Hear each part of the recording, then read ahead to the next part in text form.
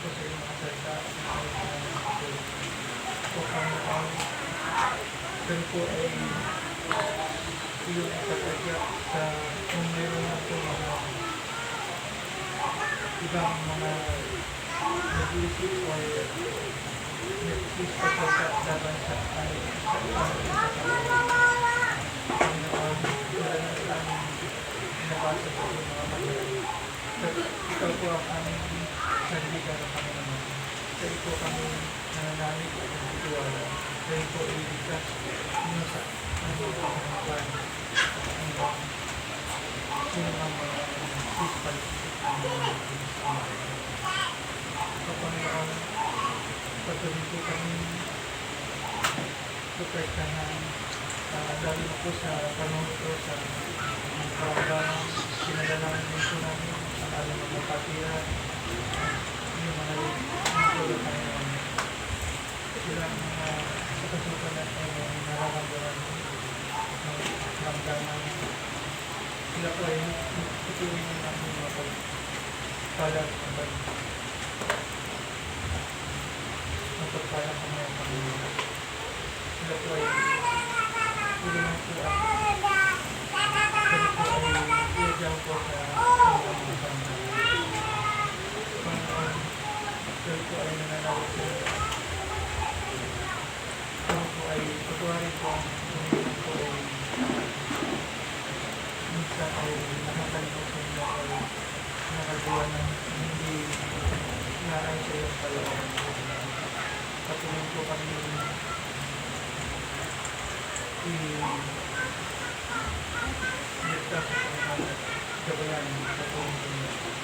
Ang mga ito ay ang paglalagay sa ngalan ng Jesus.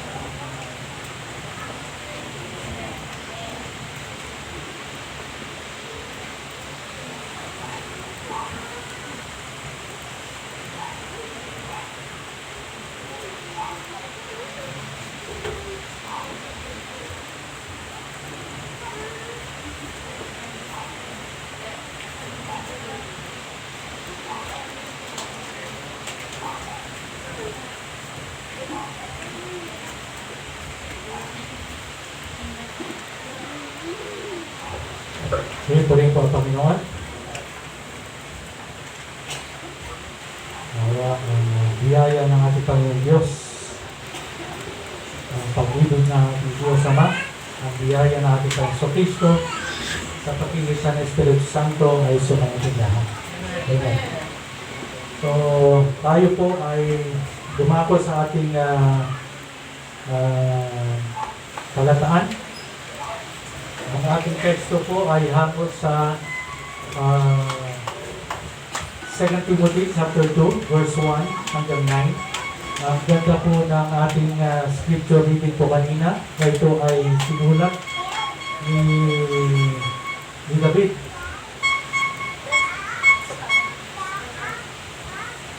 So,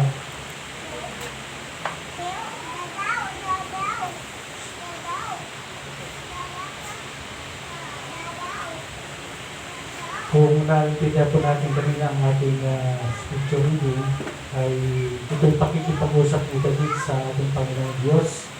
At ang sabi doon, ang title ng scripture na yon ay In God Will I Trust. Sa Diyos tayo. Sa ating kapanahonan ay tanging Diyos lamang ang ating pagtitiwalaan. Amen? Ang pandemyang ito ay tanging Diyos lamang ang ating pagtitiwalaan. Dumating man yung vaccine. Ang sabi nga doon sa aming GC na mga pastors and bishops sa bishopric ay sabi nila, kung ako ay magpapapakuna at ako'y mamatay, uwi ako sa langit. Ngunit kung ako'y magpapapakuna at ako'y mabuhay, ako ay magpapatuloy sa iglesia. Amen? Magpapatuloy ako sumasamba. So ano man, kung yan ay protocol, kung yan ay kalooban ng ibig sabihin, yan ay tinatakda, kailangan. Anong katatakot natin? Sabihin lagi natin, in God will I trust. Amen? Kaya katuwiran nila, kung may bakuna, at ako'y magpapabakuna, at ako'y mamatay, uwi ako sa Panginoon. Win-win situation. At ako'y mabuhay, kaya ako'y maglilingkod sa Panginoon. Amen? Ganun din po ang ating scripture po, ating teksto sa umagang ito. 2 Timothy chapter 2, verse 1 hanggang 9. Okay, sundan niyo po ako. At babasahin ko po hanggang 9. No? 2 Timothy chapter 2, verse 1 up to 9. Thou therefore, my son, be strong in the grace that is in Christ Jesus.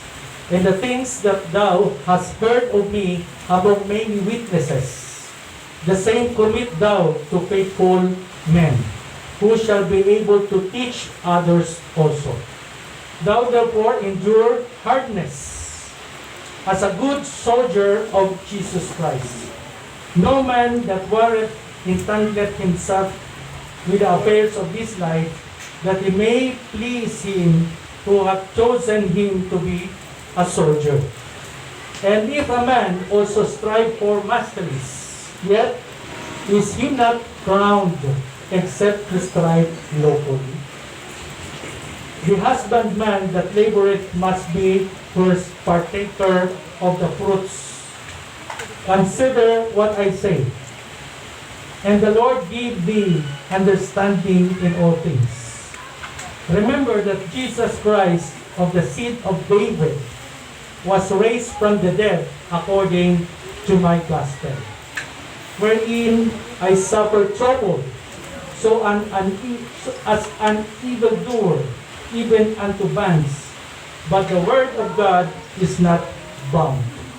Purihin po ang Diyos sa pagbasa ng kanyang salita. Tayo tuyo po, tayo po manalangin. O dakilang Diyos ang maraming mga panggayon sa lahat. Narito po ang iyong salita, Ama. Paspasan mo po ito. At nawa ito po tumimo sa aming mga kaisipan. At nawa, Panginoon, ang pagtitiwala sa inyo bilang aming Diyos. Pagnabahin mo po, Panginoon, tumibay nawa ng aming sa pananampalataya sa inyong kadakilaan, sa inyong kapangyarihan. At patawarin po kami, Ama, sa aming mga kasalanan, sa aming mga kalikuan. At bigyan mo po kami ng kalakasan upang mapaglabanan po namin anumang dumarating na tukso, dumarating na kahinaan, kaisipan, Panginoon, problema sa aming sanlibutan, sa aming sarili, sa aming pamilya, Ama. Patawarin mo po, Panginoon, ang lingkod na ito. At puspusin mo po, Ama, ng iyong banal Espiritu upang maging daluyan po ito ng pagpapala ang iyong salita, Panginoon, ay maunawaan ng inyong mga anak sa datang ito. Maraming salamat, O Diyos. At basbasan mo po ang aming susunod na mga minuto sa aming papag-aralan ito. Ang lahat ng ito, Ama, ay pinataas po namin sa tanging pangalan naman po ng aming Panginoon Jesus. Amen. Kaya po rin po ang Panginoon at pamamagatan po natin ating papag-aralan sa umagang ito na The Biblical Reminders Through Pandemic. Ito po ay pagpapaalala sa atin, biblikal na pagpapaalala tungkol po sa kung ano ang kaugalian po natin, kung ano ang pananalig po natin, panghawakan po natin ang salita ng Diyos sa panahon ng pandemyang ito. Tunay nga na tayo po ay halos nagugupo. Wala halos tayong magawa sa kalabang ito na para tayong nasa Third World War. Wala ka lang tayong kalabang physical, pero napakahirap kalaban ang virus. No? Napakahirap kalaban ang virus sapagkat hindi natin alam, katabi natin ay asymptomatic. Hindi natin alam na yan pala ay virus carrier. Kaya tayo ay, yung kapatid ni Eva, tukan-tukan ng sakit. No? Ang sabi ng kanyang anak, mataas ang posisyon sa isang company. At nag-resign sapagkat mayroong tawag doon, sumasakit ang ulo, may aneurysm. No? At inano na siya, yung angiogram. At nag-resign siya sapagkat nahihirapan na siya. At nagkataon naman na hospitalize yung nanay. Eh sabi niya, buti na lang may pera. Buti na lang yung kanyang retirement ay siyang pinambayad doon sa ospital. May discount. Umabot pa rin, 2.6 ay na-discount ng almost 50%. Pero mo, dahil senior at dahil COVID-related, ay malaki ang naging discount. Nabigay ng PhilHealth, malaki. Pero ganun pa man, million pa rin ang inabot. Million pa rin. Sabi niya, kung walang pera, ay paano na yung mami niya. Kaya, napakahirap. Kaya kung maiwasan din lang, kung wala rin lang man tayong gagawin sa labas. Kasi hindi natin alam yung kausap mo, yung kaibigan mo, ay carrier pala. Tapos dadalhin mo yon, ay malay mo, malakas yung immune system mo. Ang lakas mo sa alcohol, marahil. Sapagkat sabi na, wala daw lasingero na tinatamaan ng COVID. Ay, what if kung ikaw ay nahawa doon, kinaya ng immune system mo, pag-uwi mo ng bahay, yung mga nanay mo, tatay mo, may kapatid ka na medyo mahina, ayun silang nahawa. Ganyan nangyari sa kapatid ni Stareba. Hindi naman siya yung talagang carrier ng COVID, kung nahawa lang din siya. So kanya po, kung hindi rin naman tayo importante ang ating lakad sa labas, ay iwasan na rin lang po natin. Kung hindi naman work-related yung trabaho o yung gagawin natin sa labas, ay huwag na po tayong lumabas. So ingat po tayo sapagkat hindi natin alam, carrier ka na pala o nahawa ka na ng kausap mong carrier ng virus. So sa ating kapanahonan today, it looks like the whole world is quarantined. Buong mundo ay nato-quarantine. Housebound or isolated. Na-isolate na ang buong mundo. Now, does the Bible have any advice for us during this time? Ang Biblia po ba ay mayroong advice sa atin sa kapanahonan nito? Yes, mayroong advice ang Biblia. Katulad na lang halimbawa, si Apostol Pablo, na siya ay nag-spend ng napakahabang panahon sa kulungan, captivity, then under house arrest. Ito yung karanasan ni Pablo. At during sa kapanahon na ito na si Pablo ay nakakulong, under house arrest, siya ay nasa captivity, at sa kapanahon na ito ay siya ay sumulat ng isang sulat patungkol sa isang tao, at yung tao na yan ay si Timoteo. At nagbigay siya ng sumunod sa mga sumusunod na advices. Ano bang advices? Mga payo. Nagbigay siya ng mga payo sa tao na kanyang sinusulatan, walang iba kundi si Timoteo. At ito yung pinaka-main text po natin sa ating binasa po kanina scripture. Text po natin, 2 Timothy chapter 2, verses 1 hanggang 9. At kukunin po natin yung dalawang talata doon, ang verse 1 saka verse 9. So yan yung pag-uusapan natin, yung verse 1 saka verse 9. Ano po ang advices, payo ni Pablo kay Timoteo? Ang sabi dito, verse 1, Thou therefore, my son, ikaw na anak ko, anak ni Pablo sa pananampalataya si Timothy, be strong in the grace that is in Christ Jesus. Ito rin ang advice niya sa atin ngayon. Kayo mga anak ko, maging matibay kayo, maging malakas kayo sa pananampalataya sa ating Panginoon Kristo. Verse 9, wherein I suffer trouble. Ako rin naman ay nagbata ng kahirapan, ay parang inari akong isang masamang tao, nakatanikala pa. Ngunit tandaan ninyo, but the word of God is not bound. Ngunit ang salita ng Diyos ay hindi na gagapos, hindi na itatanikala. Laging malayang-malaya ang salita ng Diyos. Amen? Pupurihin po, Panginoon. At ito yung reminder sa atin. Kung una ay ito'y sulat ni Apostol Pablo kay Timoteo, at ito po ay inaari din nating sulat para po sa atin. Ano ang mga reminder, paalaala sa atin ni Apostol Pablo? Unang-una, God's grace leads to strength.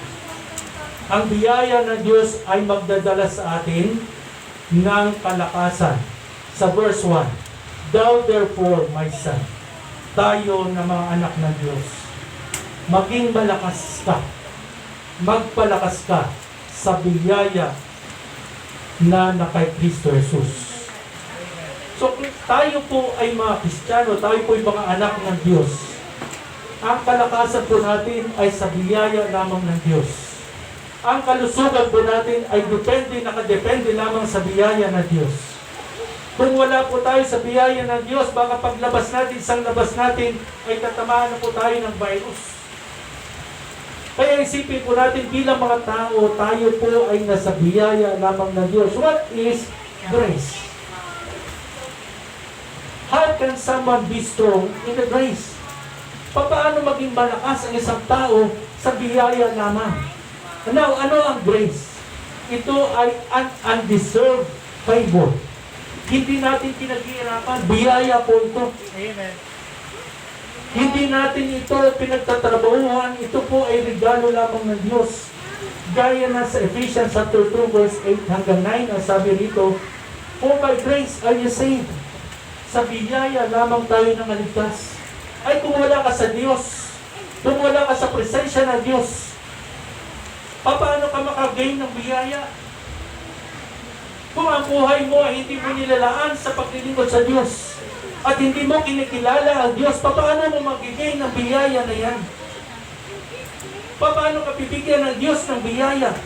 Makiklaim mo ba na dahil lamang sa biyaya ako'y naligtas sa pamamagitan ng pananampalataya ko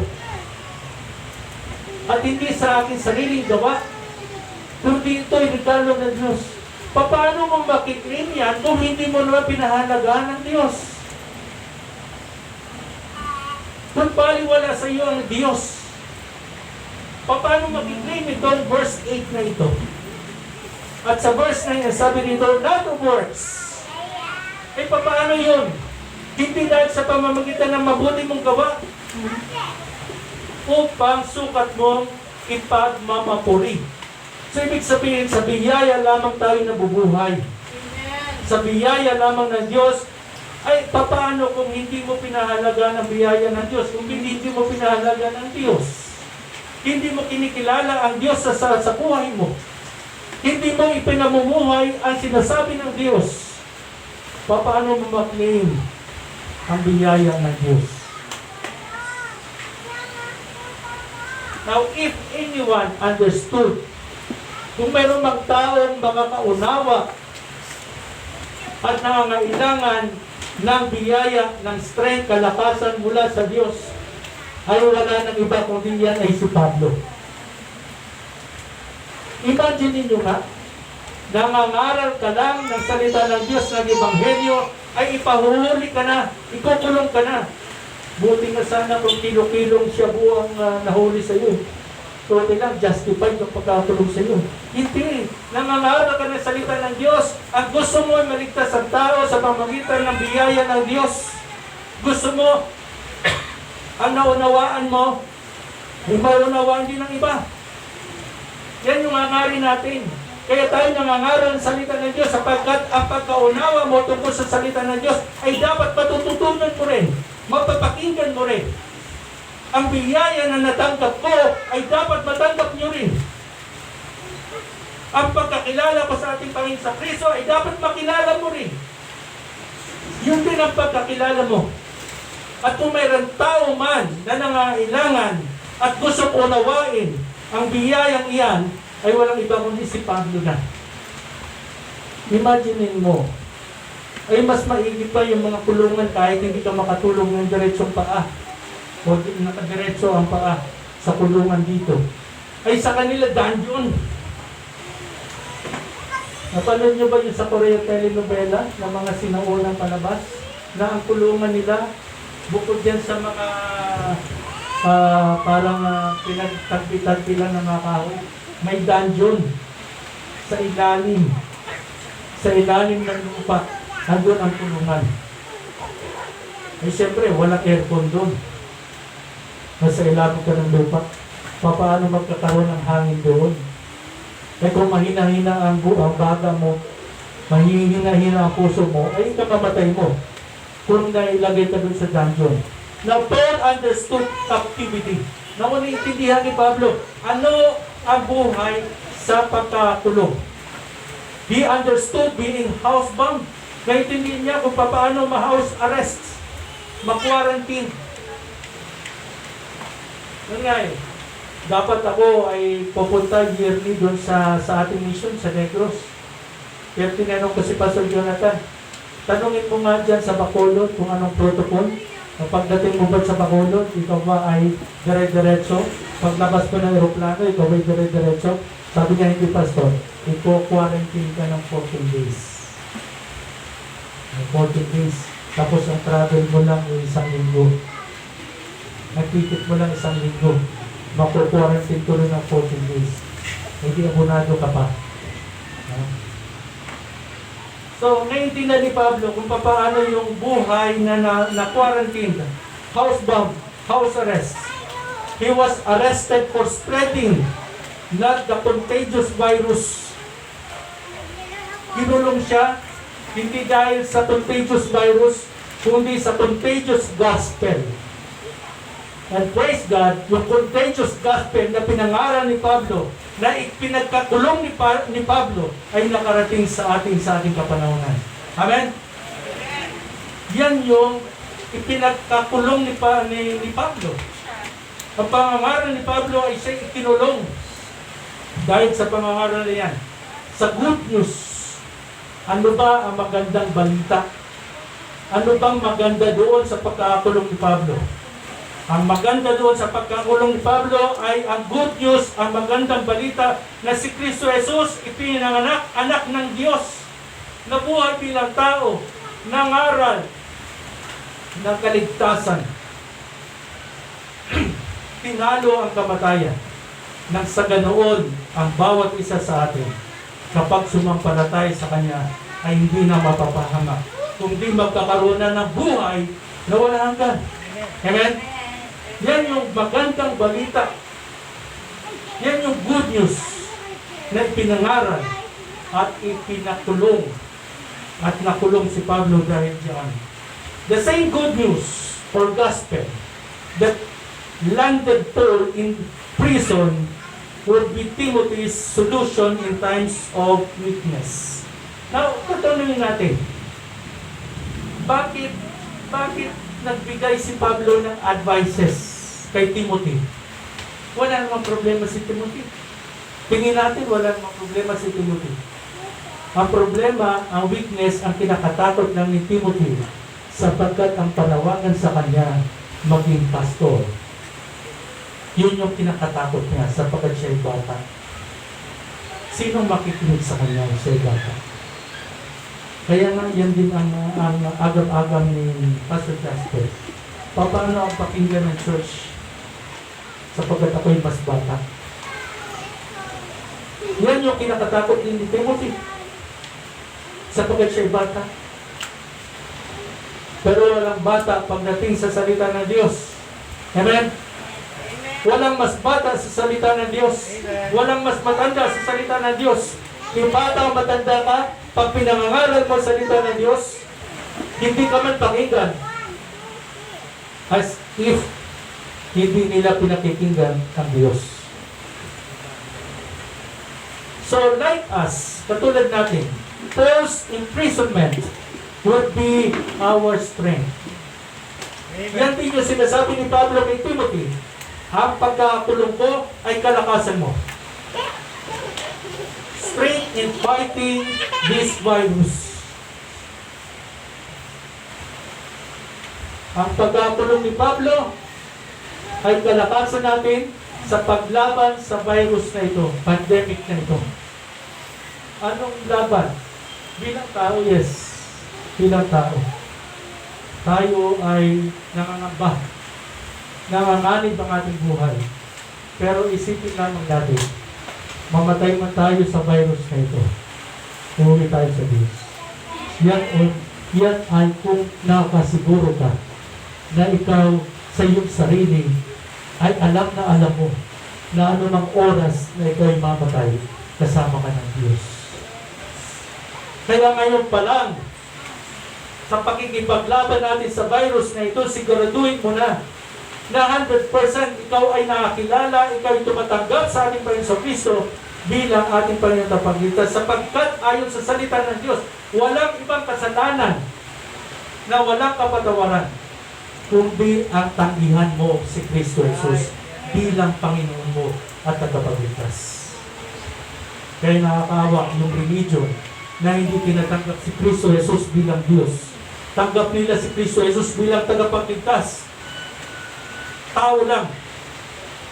Pero paano ang tao makapagliligtas sa kapwa-tao kung si Kristo Jesus ay tao lamang? Have you ever felt weak? Tayo ba'y nakakaranas ng kahinaan?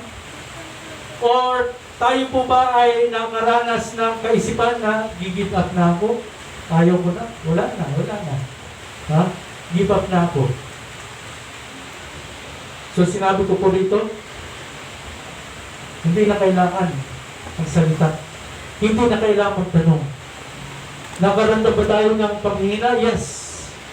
Nakaramdam ba tayo na parang give up na tayo? Minsan. Bilang tao, yes. Pero ang sabi po sa 2 Timothy chapter 1 verse 7 ay ganito. Ito yung advice ni Pablo kay Timoteo. Sabi niya, ang advice niya kay Timoteo na magkakaroon ka ng struggle, may have struggle with fear. Ngunit, ang sabi ni Pablo doon sa 2 Timothy chapter 1 verse 7 ay ganito. For God hath not given us the spirit of fear. And hindi tayo binigyan ng Diyos sa espiritu matatakutin, but of power and of love and of a sound mind. Ano po yung sound mind? Ibig sabihin, matinong pag-iisip. May malalim na pag-iisip. Iyon, kung ugali mo ay pabanjing-banjing, kung ugali mo ay pawardi-wardi ang buhay, ibig sabihin, wala kang sound mind. Ibig sabihin, hindi matino ang iyong pag-iisip. Hindi mo binibigyang halaga ang buhay mo. Hindi mo binibigyan justification ang pagbibigay sa iyo ng Diyos ng buhay na yan. Sapagkat binabaliwala mo. Napaka-importante ka sa harapan ng Diyos. Kaya ang nais ng Diyos sa iyo ay manumbalik ka sa Kanya. Amen. Kilalanin mo siya bilang iyong sariling pangtapagligtas. Yan yung purpose ng Diyos. Mahalagang mahalaga ka sa Diyos.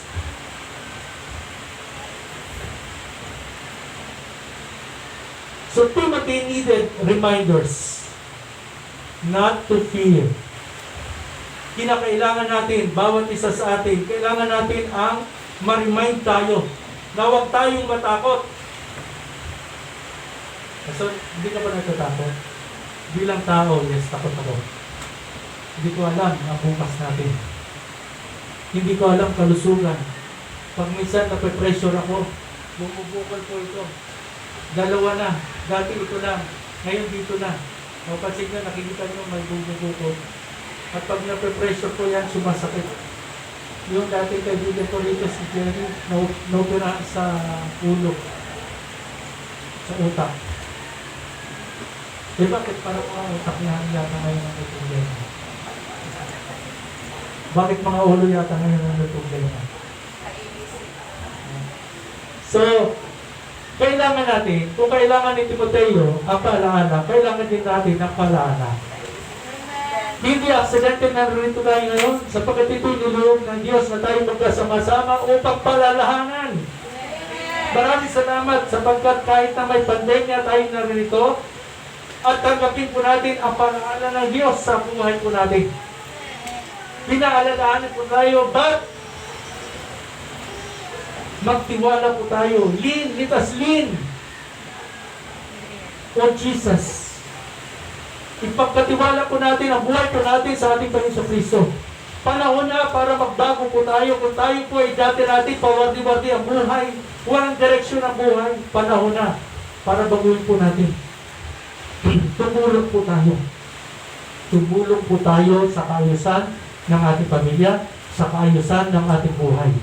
Magsikap po tayo. Sapagkat ito po ang layunin ng Diyos sa atin, ang purpose ng Diyos sa atin. Ang sabi ng Diyos, occupy till I come. Darating na ang Panginoon, kahit nasaan ka, hindi ka nag-occupy. Ibig sabihin, wala kang ginagawa. Wala kang ginagawa. Business po yan. Ibig sabihin yung business, occupy, business, do business. Sa preceding verses po niya, pag binasa po natin yan, ay ang sabi doon, nagbigay siya ng mga talento. 10, 5, 1. At yung isa ay pinagot. Ibig sabihin, hindi siya nag-occupy. Hindi niya pre-occupy yung sarili niya. At asa lang siya ng asa. Binaon lang niya yung talento binigay sa kanya ni Diyos. Let us be reminded na bawat isa sa atin ay may isang talento. Yung iba may 5, may 6, may 10. Yung isa ay may isa. Pinaka-minimum ay ibig sabihin, wala akong talento. Tatawa nga ako kay Sir. Nung pinakakanta siya, nung kanyang mga in-laws, sabi niya, wala akong talento. Manganak lang ang talento ko. Manganak lang. Ibig sabihin mayroon isang talento. So huwag natin itago yung talento na yan. Sapagkat eventually, pag hindi mo ginamit yan, aalisin sa iyo yan. Tatanggalin sa iyo yan. Pagdating ng judgment time, pagdating ng paghuhukom, yung iisa na yan, tatanggalin pa sa iyo. Eh para kang, ano na mangyayari? Nawala ka na nga, inalisan ka pa. At yung may marami, doon pa ibibigay.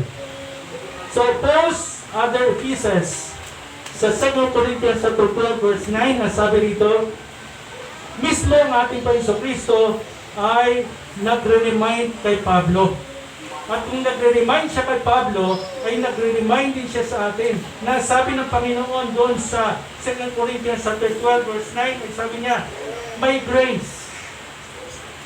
Ang biyaya ko ay sufisyente sa iyo. Bastante ang biyaya ko sa iyo. Tamang-tama ang biyaya ko sa iyo. Sapagkat ang kalakasan ko ay ginawang perpekto sa kahinaan mo. Wow, amen. Amen? So, purihin pa ang Diyos.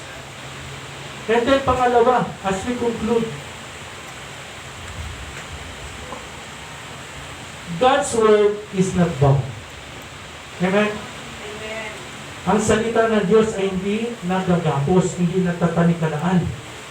Even in this time of quarantine, even in this time of pandemic. 2 Timothy chapter 2 verse 9, sabi dito, wherein I suffer trouble. Sabi ni Pablo, kung saan ako ay nagbata ng kahirapan at inari akong masamang tao, ikinulong kagaya ng masamang tao, at ang aking kamay ay may tanikala. Ngunit ang salita ng Diyos, ibig sabihin, nakapagsulat siya. Nakapagsulat pa siya ng Ebanghelyo ng ating Panginoon Kristo. Patunay na ang salita ng Diyos ay hindi pwedeng igapos. Hindi pwedeng gapusin o tanikalaan. Now, there are times in life, o sa buhay po natin, na tayo ay nalilimitahan.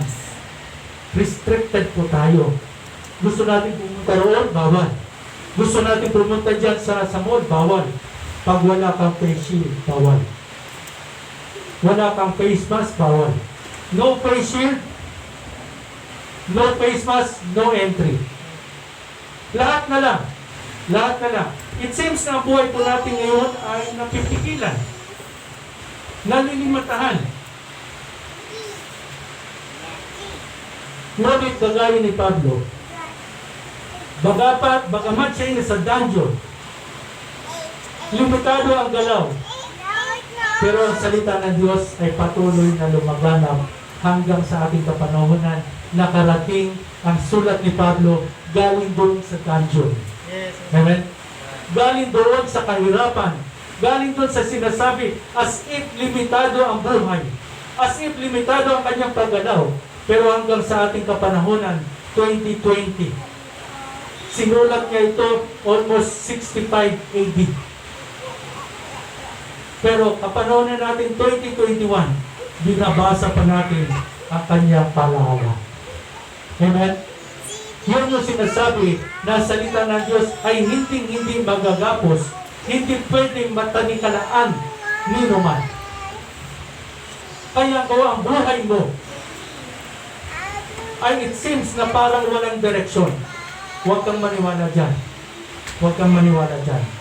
Sapagkat kung patuloy ka, babangon, papatuloy kang tanggapin, kilalanin si Kristo Jesus sa sarili mong katauhan, ay hindi pwedeng tanikalaan ang kaisipan, ang pagbabago ng buhay. Amen?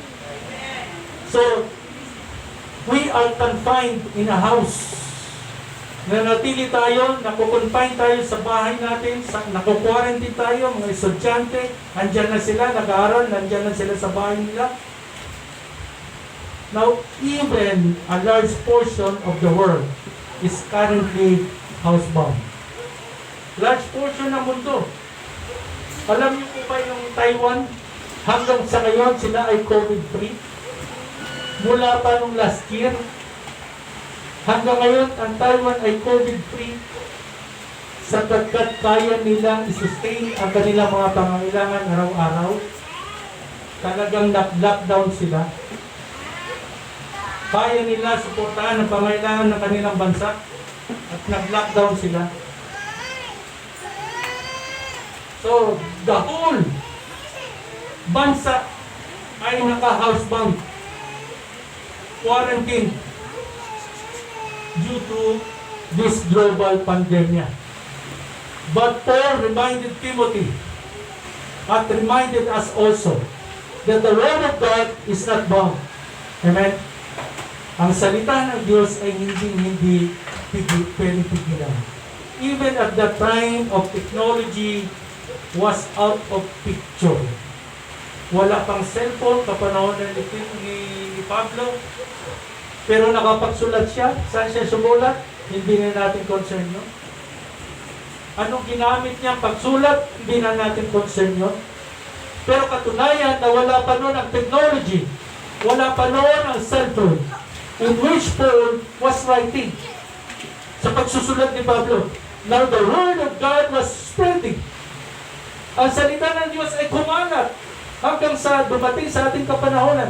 Kailan na ba nagkaroon ng technology, advanced technology? 1980s. 80s lang. Eh, 1980s na, 1990, ako lumipat po dyan sa sa Carmona. Ang cellphone nga nun ay backpack.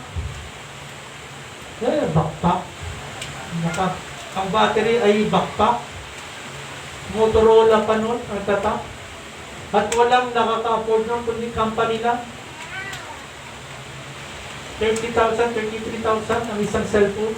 Na ang battery ay isang siglaki ng battery na truck. No? Tapos may beeper ba yun?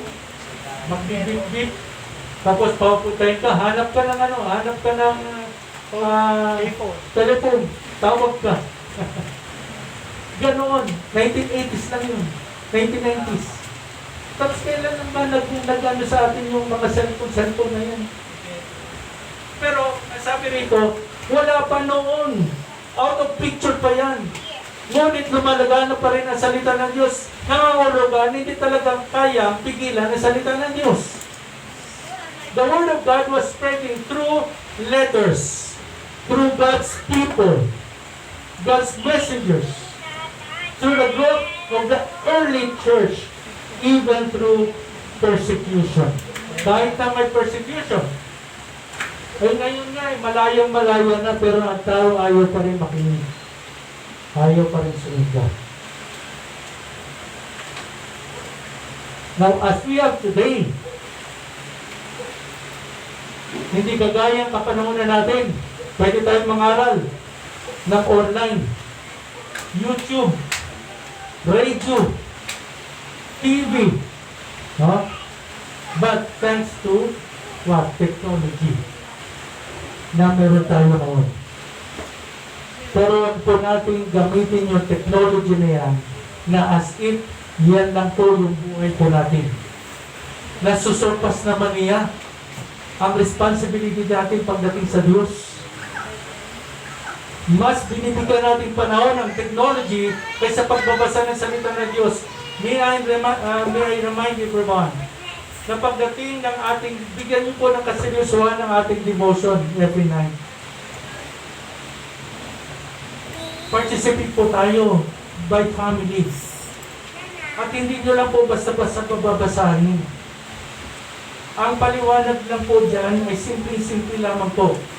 Ngunit intindihin niyo po yung mga teksto na ating sinusulat. Kasi yung paliwanag po dyan, hango na po yan dyan sa teksto natin, sa scripture natin. Pero pag-aralan niyo po yung scripture, at tulong na lang po yan yung paliwanag po sa baba. Tulong na lang po yan. Ang importante, intindihin niyo po yung teksto, yung scripture po natin na nililagay. Pag minsan mahaba na yata yung tatlong versikulo. No? Maikli lang po yan. Basahin niyo po ng mga 2 beses, ulitin niyo po yung verses po dyan. And then, may mga makikita po yung makikita po kayong prinsipyo doon. And then, tulong na lang po yung paliwanag sa baba. Tulong na lang po yan. Importante, tayo po mismo makadiscover ng anumang salita ng Diyos na ibig iparating po sa atin. Let us participate family by family. Amen? Every night po, 8 o'clock. Bigyan po natin halaga-halagaan po yan. So nothing can stop God and His Word. Amen? Nothing can stop God and His Word. Christ said to Peter, sa Matthew chapter 16 verse 18, nasabi ng Panginoon, I will build my church. Wala pong denominasyon. Walang pangalan.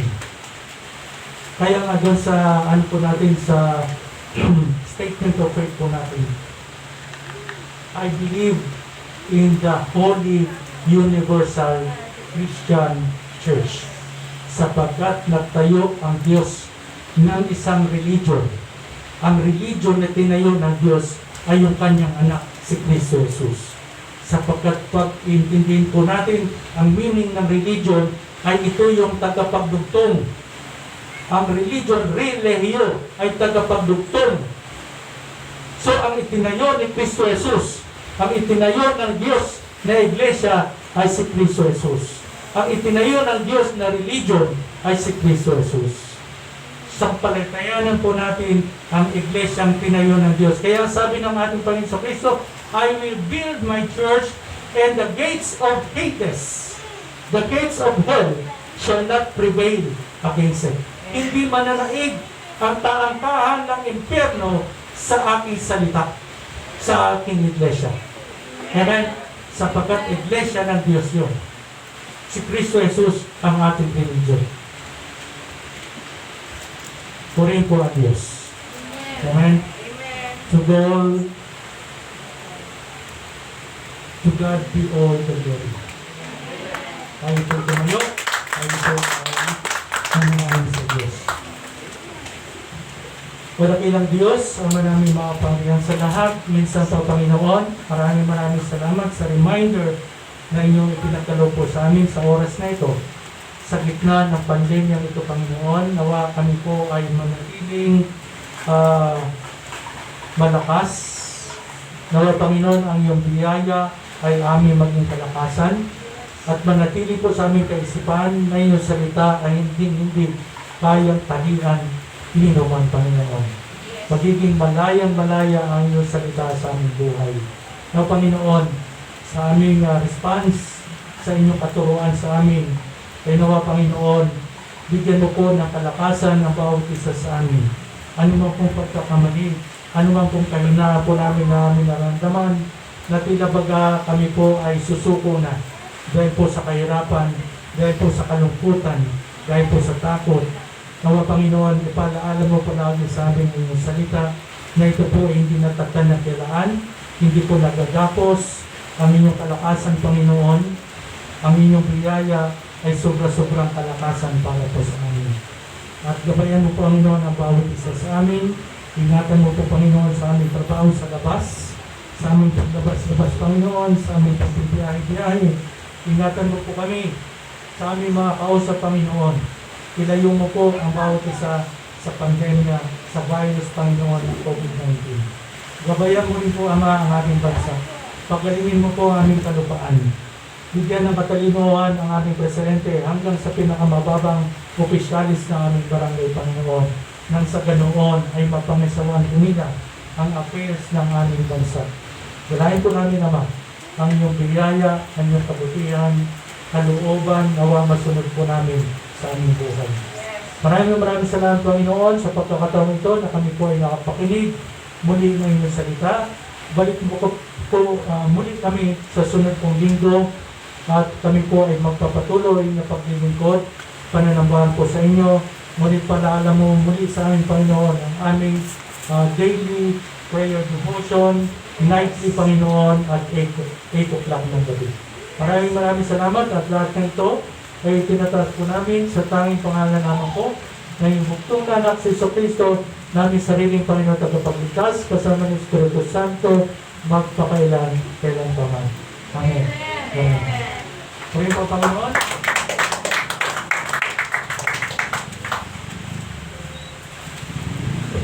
Nalangin po tayo sa ating pagkakabay.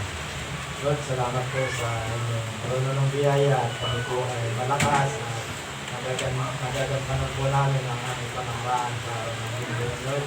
At lalo na po ang aming devotion sa gabi po. Salamat din po sa inyong pagiging halaga po sa bawat isa sa amin, sa aming mga anak buhay po, Lord. Salamat po sa biyaya sa bawat isa sa amin, Lord. Kami po ay napagpasa po sa araw namin pangangailangan at kami po ay hindi malakas sa araw-araw. Kayo po kami sa pandemya, sa tibagan. Mahalaga na po mga sakit po, Lord, sa amin, Lord. At kami po ay naiiwas po sa pagpapakain. Basbasan mo rin po ang aming mga negosyo sa aming kailangan po sa araw-araw. Basbasan mo rin po ang aming mission at ang aming pagbibigay sa mga ilagan po dinusal sa aming gawain na dito sa aming bansa. Lord, ang lahat po pinataas po namin sa araw-araw. Let us praise God as we do.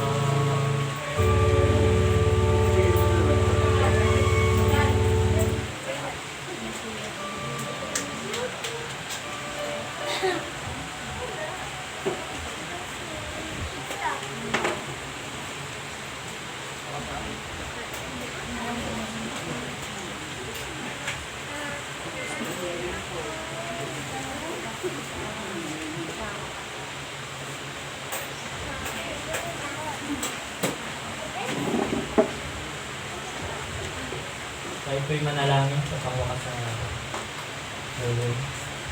Let's pray. Dakilang Diyos, nagpupuri kami at nagpapasalamat sa iyong napakayanang biyaya. Maraming salamat, Lord, sa katuruan na aming nasindihan sa mga sulat ni Apostle Paul.